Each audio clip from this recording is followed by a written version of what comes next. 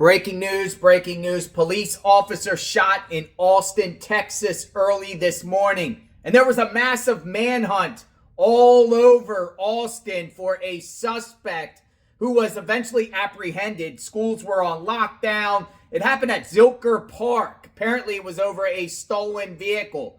And believe it or not, there was actually two suspects here. And one of the suspects shot the other suspect in the head and then fled after shooting an officer and then was apprehended hours later. Austin police give a press conference here. This is a crazy chain of events here. I'm going to share this with you and then we will further discuss. Check it out.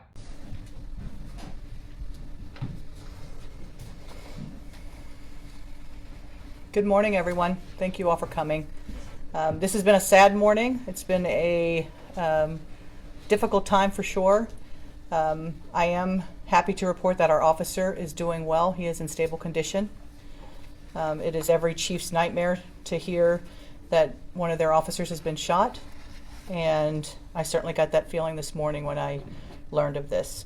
But he is not only a hero, he's very brave, and he did an outstanding job.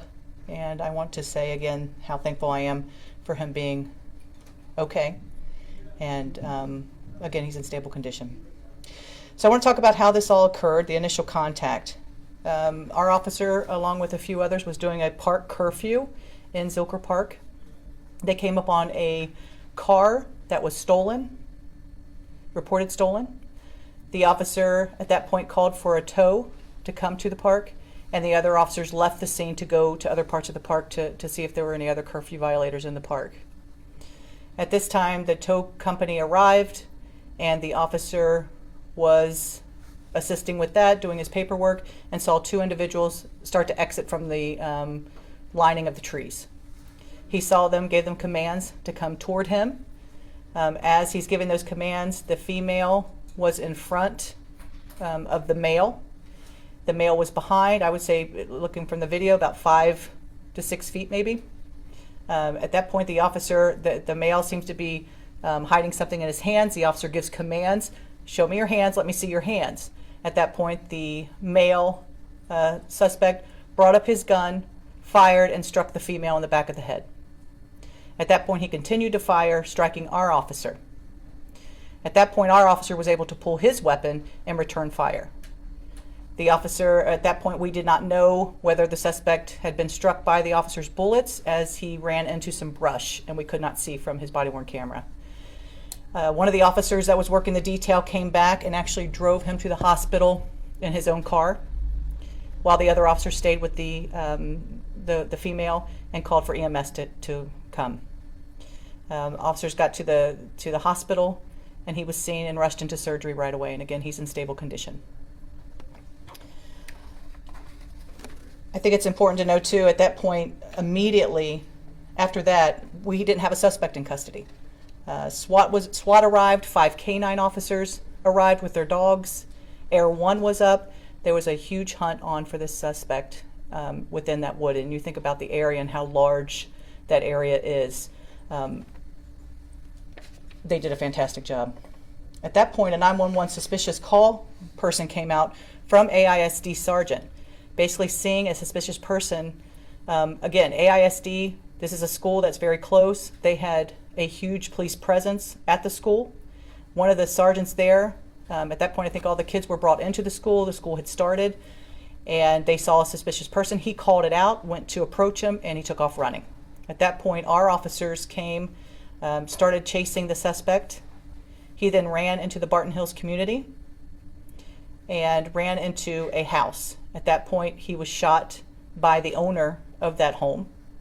He is in stable condition. I believe he was shot in the arm and in the leg. When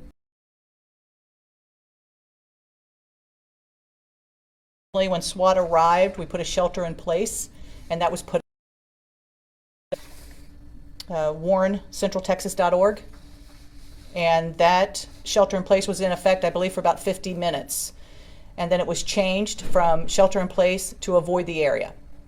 Now listen, I have serious concerns about why that happened myself. And I know there's questions about that, and I will get to the bottom of why that happened and ensure that there's processes in place to ensure that it does not happen again. So that never should have been changed. But I can tell you this, the homeowner who is here, I saw him on my way up the elevator, and he stopped me and he said, I want to tell you that shelter in place saved my life. It saved our family. Because of that, I prepared.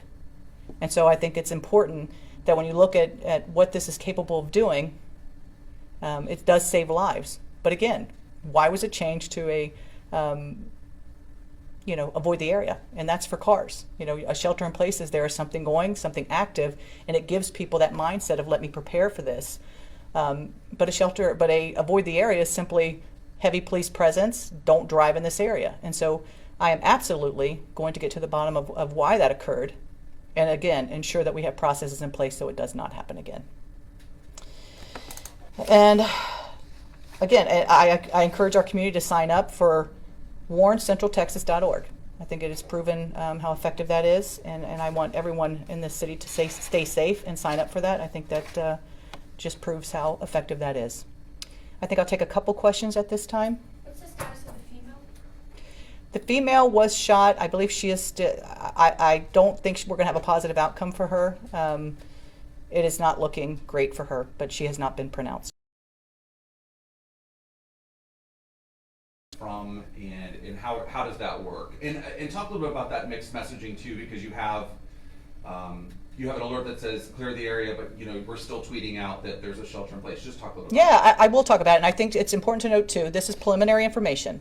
In 72 hours by Friday, we'll have another press conference here and a briefing, and I will have more information on that. What I do know is that it was changed. I want to get to the bottom of why it was changed, how it was changed, how it happened, and again, those processes in place to ensure that it does not happen again. So I am just as curious as you. Chief Davis or maybe Chief Sneed, could either of you speak about the confusion, I guess, for parents? Because I understand that maybe parents who were confused about that Sure. notification being changed. Did you want to come? Having their kids, go to school. Good morning. Wayne Sneed, Chief of Police with Austin ISD Police Department. Listen, these situations are very dynamic, right? They're constantly changing, they're constantly moving.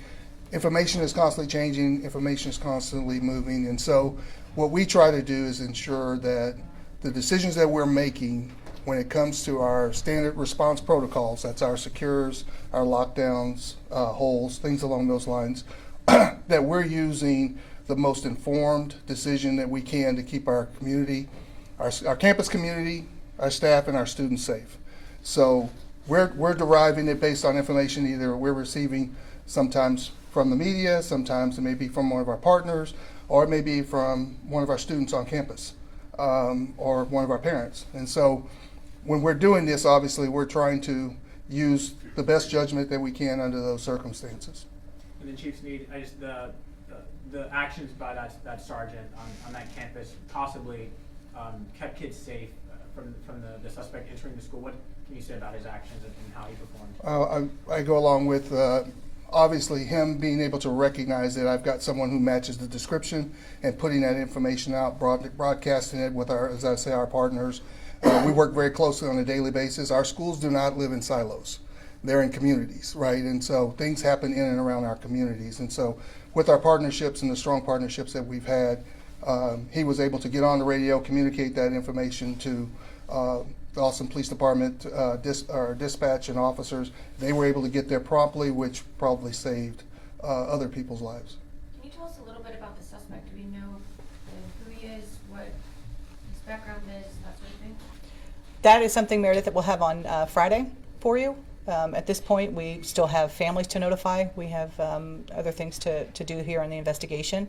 But they were younger. They were both younger, male and female whites, born in the early 90s. So, dealing with some relatively young people. But you look at the whole totality of everything. It's a horrible situation. Again, I'm grateful that our officer's okay and that we have a homeowner who defended himself and defended his home. And there's nothing more to say there. Last question. Can you tell us anything about the officer? How long has he been with the department? We'll have that on Friday, but I believe he's been around 5 years. But just a fantastic job. And you'll see on Friday when we show the video, his body-worn camera, again, just very calmly coming on, talking about that he had been hit. And again, these are actions of a hero who did a fantastic job and just doing his work. I'm sorry? Where? He- Where was he hit? Where was he shot? I think we'll talk about that on Friday as well. Thank you. Thank you. All right, so this morning we were covering what was going on. They had streets blocked off, the park area. Whew. This attack on law enforcement has to stop. These criminals think it's okay just to shoot at officers to avoid detection, apprehension, avoid being arrested. Officers give commands, and these suspects lately around the country have been open firing on these officers. Why? It's an attack on law enforcement. We support law enforcement on JLR Investigates. They are out there trying to keep our streets safe. And, these criminals, these crazy criminals, run amok. Now, we don't know the name of the suspect here or the other suspect that was shot in the head by the suspect, which was a female, by the way. Female was shot in the head. It's crazy. As soon as we get an understanding of who the suspects are, we'll share on JLR Investigates. One thing about Austin, they don't reveal the suspects till later on, days later, unlike other jurisdictions where you'll know instantly who the suspect is. I don't like all that secrecy. I think you should get that open right away and let the public know who these criminals are. I am JLR Investigates. Sub to the channel, like, hit the notification button. Thank God the officer's alive. And our thoughts and prayers are with the Austin Police Department and the entire community, sacrificing their lives to keep us safe. We'll talk soon. JLR Investigates. Stay tuned.